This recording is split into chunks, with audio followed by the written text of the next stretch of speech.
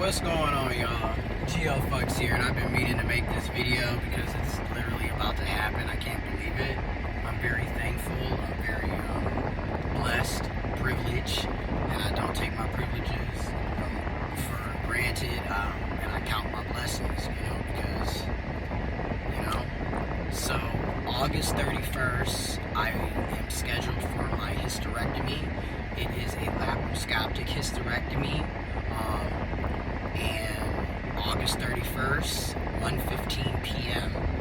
That's my official tentative scheduled surgery date. Right now I'm just finishing up short-term disability paperwork and trying to get all of that filled out correctly and then faxed off. And again, it's a privilege and a blessing to be able to have health insurance, to be able to have health care coverage, to have short-term disability, to have a job that offers that, despite the fact that I am severely underpaid. But I count my blessings. I don't take any of this for granted. It's a privilege. So I was able to do that. I went 3 weeks ago to do my pre-op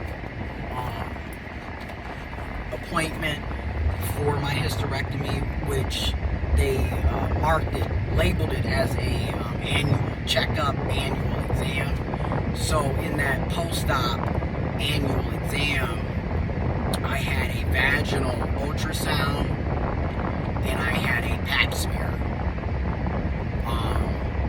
And the vaginal ultrasound might have took 30 minutes, something like that. It wasn't super long. The person who did it was very, nice, welcoming, and actually was like, we're going to put this lube, it's going to make it easier to go in, and all of that, actually cared about, how do you feel, is this hurting, so I was like, okay, that's really dope. It wasn't really painful to me, but again, I say this all the time, my pain tolerance is a bit off in comparison to others, so yeah. So anyways, it wasn't very, didn't really bother me at all. It was just kind of cold, because the lube that they use is kind of cold, but anyways, so that, and they do a vaginal ultrasound so they can actually see inside to make sure everything's, what they're going to be looking at, taking out as far as your ovaries, and then they look at the width of your uterus, they look at your ovaries, they check to see if there's any fibroids, any abnormalities, they'll see if you have an IUD, they'll let you know where your IUD is placed, and everything.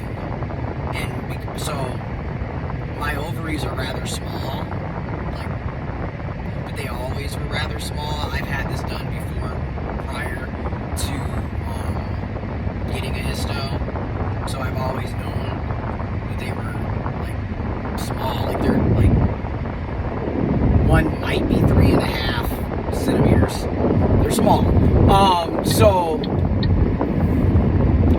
And then they did see a fibroid, but it wasn't one of those, it's a fibroid, but it wasn't something that was oh my god, we need to go and, you know what I mean? So thank goodness for that. And then, like I said, they'll tell you if you have an IUD and where it's placed. So that's how I found out that my IUD is still there. But it was lowly, it was placed low, and a lot of intersex people and a lot of trans men and trans masculine people who take testosterone, or if you're intersex and you have,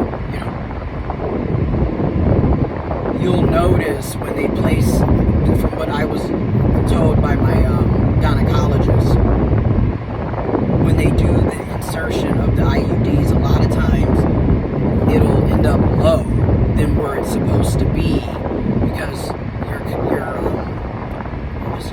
something about your canal and your cervix and the size, and if you have never done given birth, or or because it's just abnormally, it's just, it happens. But there's a risk when it happens because you could potentially become impregnated or have some other issues. I'll put information in the description box below. So, with the pap, so after we did the vaginal ultrasound, we went and did the pap smear. The pap smear was even more of a secondary look to make sure everything was okay, to make sure that it's actually in where it needs to be. Because basically, if you have an IUD and you can't feel the strings when you go inside yourself, or like you feel yourself, then there's a problem. Then it might be misplaced, it might be like very bad. So even when it's low, they checked, but they can feel the spring. Let me not do it like that. They can feel the strings. You feel me? So we good, right? But then after that was it. Then my gynecologist went over what the procedure would be like, what to prepare for, what recovery, which she had already told me a little bit about the recovery before, and like how long the procedure itself is anywhere between 2.5, 3 hours long. Recovery is they typically want you to be in recovery mode for 4 to 6 weeks. And then after that, you're not supposed to have sex for 6 to 8 weeks. I think it might be 8. Information will be in the description box below. And sex of any kind, so vaginal, anal, oral, you can't do any of it because it's about making sure that you are truly healed and you don't, pull something, tear something. Hernias can potentially occur, so it's just like a lot of things that you want to be careful about. You don't want to, you feel me? So, and I like sex, you feel me? That's something that I do enjoy, and I love masturbation, and so that it's gonna be kind of janky, but hey, but then you think if you're in pain and discomfort, at least when I'm in pain and discomfort, I don't really even be thinking about sex at that point. Then I'm just kind of like, don't touch me. Like, it's not even on my mind. So, we'll see how that goes. And then, last week, I got an email from the scheduler. The scheduler hit me up and gave me all of my information. Let me know that my surgery is August 31st, 1:15 p.m. And yeah. And I need to be there at least 2 hours prior to my surgery to get prepped and everything. And then I have to take a lab that has to be done at their particular lab 24 to 48 hours out of my surgery. So 24 to 48 hours prior to my surgery. And basically the lab, I think it's some blood work and then a COVID test. And now with everything going on, I wouldn't be surprised if they also tested for monkeypox too. Which I will be doing a video to discuss monkeypox. And the testosterone situation with the tainted batches of testosterone. Check your lot bottles. Check the lot number on your T bottles, your testosterone bottles, right? Information on that will be in the description box below as well. And that's going to be a separate video too. Might get a few videos this week back to back. But so the scheduler hit me up, let me know what I needed to do, the phone numbers, the people who would be calling me to go over things with me with the hospital, the anesthesiologist, where I need to go for my labs, where they're located, and just like an overview of recovery, what it looks like, and just all of that. And then I had already reached out basically 2 weeks before they had reached out to me to start getting my short-term disability paperwork. I sent that to them last Tuesday, I sent it to them. And then I'm waiting to get some more clarity on what I need to put down on my paperwork, because I gotta fill it out, the employee fills it out, the physician has their form, the employee has their form, and then your employer has their form, at least in my case for short-term disability. So, that's that. And yeah, they let you know that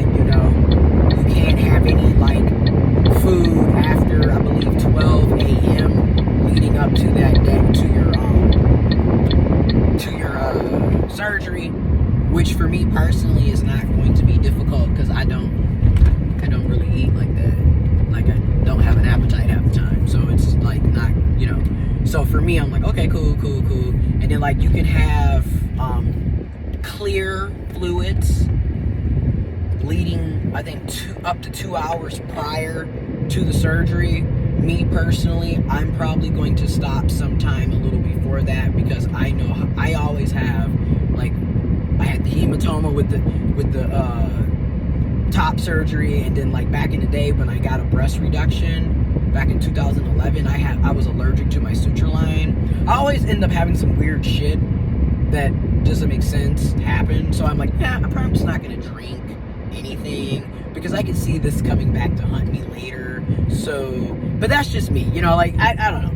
But and then you want to have somebody 18 or older with you to drive, basically, because they have to stay at the hospital with you the entire time. Even when you're in surgery, they can't leave. And then of course they need to be there to get you when when you wake up and stuff. So that's that. So I gotta figure that out, because I don't want my mom or my granny, ever in any of that. I mean, when I had top surgery, I ain't had no family there. You know what I mean? So, because if it was up to me, I would literally, like, child, if it was up to me, if it was really, really up to me, and we had a little more fluidity in how we go about doing our surgeries and stuff.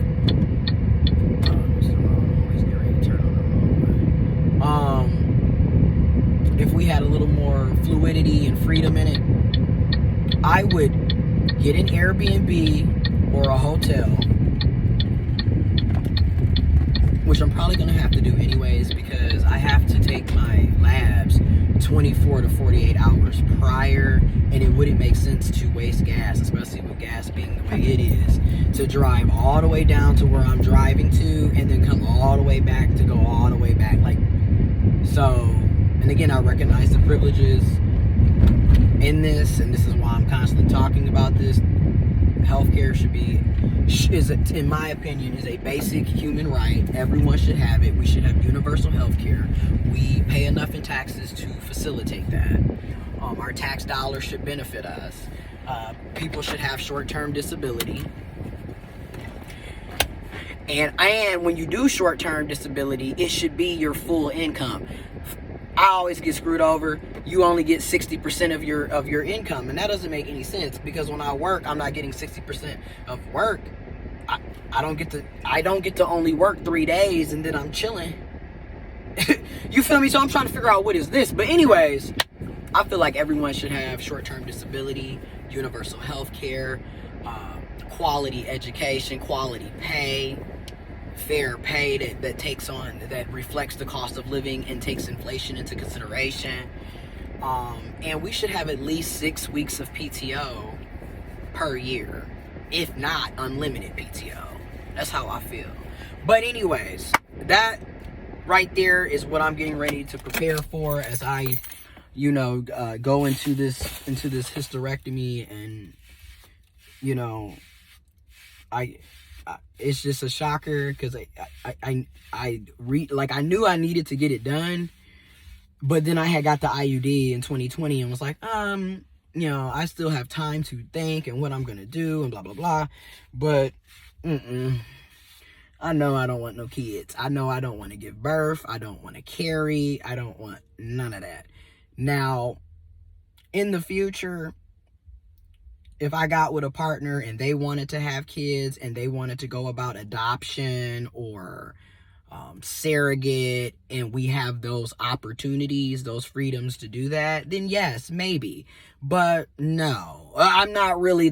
You feel me? So, but then I also want people to understand I'm pro-choice, pro-abortion, pro-reproductive health, freedom, and rights for all. And I want you to understand, when they ban abortion, it wasn't about just abortion. It was about bodily autonomy, because there's a lot of people who need IVF, in vitro fertilization, and they're not able to get that. A lot of people are finding out that they can't do IVF, in vitro fertilization because of the reversing of Roe versus Wade, 1973. So I think a lot of people need to really look into what we're losing, okay, and what's on the chopping block here, and how you're harming people. Anyways, information is in the description box below. I'm about to go work out. And again, trans lives matter, protect trans kids, reproductive freedom for all, bodily autonomy for all, universal health care, living wages, in war. Okay. Anyways, I'm out.